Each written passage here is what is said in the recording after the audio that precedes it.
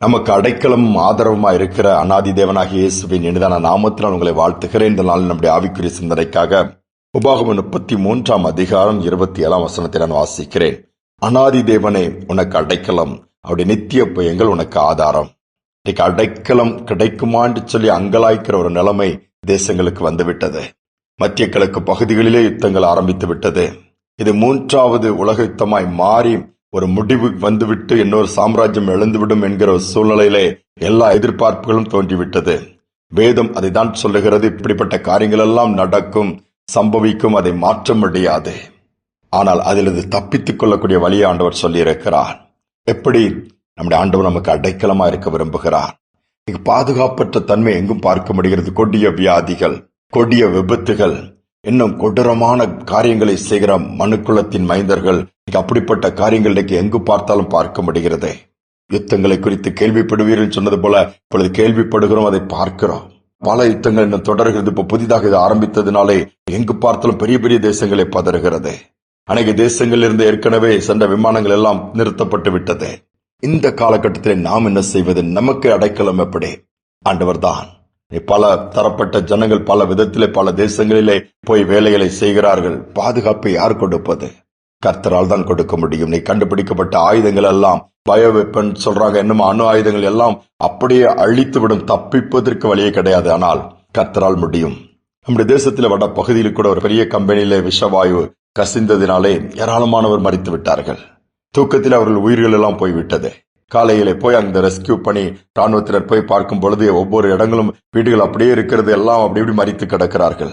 ஆனால் அதுல ஒரு சின்ன குடிசை மாதிரி சின்ன கூடாரத்திற்குள்ளே பாட்டு சத்தம் கேட்கிறது. ஒருவேளை ஏதோ டிவி ஏதோ ஓடுகிறது போல ஏதோ பாட்டு அப்படி பாடிட்டு அப்படியே அவங்க போயிட்டாங்க. பார்த்தா அது உள்ள போய் பார்க்கும் பொழுது அந்த 2 பேர் கைத்தட்டி பாடிக்கொண்டிருக்கிறார்கள், கணவனும் மனைவியும்.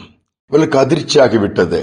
சுற்றிலும் என்ன நடக்கிறது உங்களுக்கு தெரியுமான்னு சொல்லி கேட்கும் பொழுது, தெரியலையே, காலையில விடிஞ்சிருச்சு, நாங்க எங்க ஆண்டவரை துதிச்சு பாடுறோம்.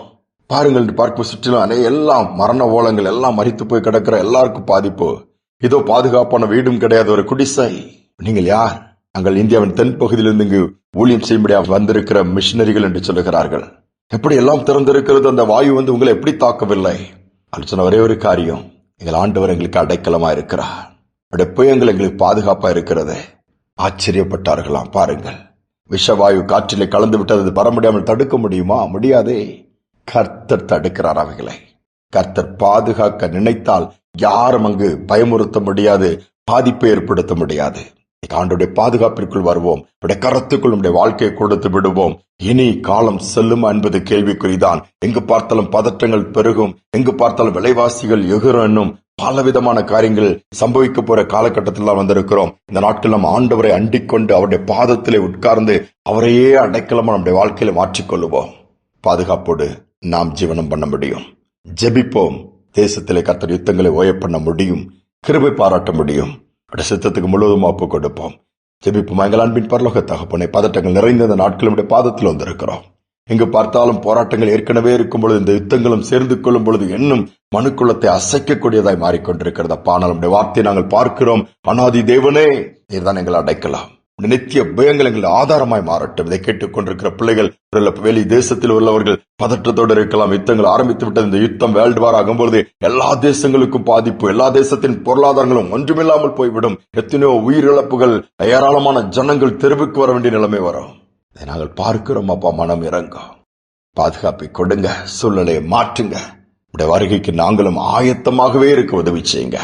தாழ்த்தி ஒப்புக் கொடுக்கிற துதிகரமையை ஏற்றுக்கொள்ளும் இயேசுவின் நாமத்தில் பிதாவே, ஆமேன், ஆமேன். ஆண்டவருடைய வருகை சமீபமா இருக்கிறது. அதற்கான எல்லா அடையாளங்களும் துல்லியமாக நிறைவேறிக் கொண்டிருக்க இந்த காலகட்டத்தில் நாம் ஆயத்தமாகவே இருப்போம். ஆண்டவரை அடைக்கலமாய் கொண்டு தொடர்ந்து நம்முடைய ஓட்டத்தில் ஓடுவோம். கர்த்தர் தொடர்ந்து நம்மை நடத்துவாராக. இந்த சிந்தனையோடு இந்த நாளை தொடருவோம். மீண்டும் நாளை தினம் சந்திப்போம்.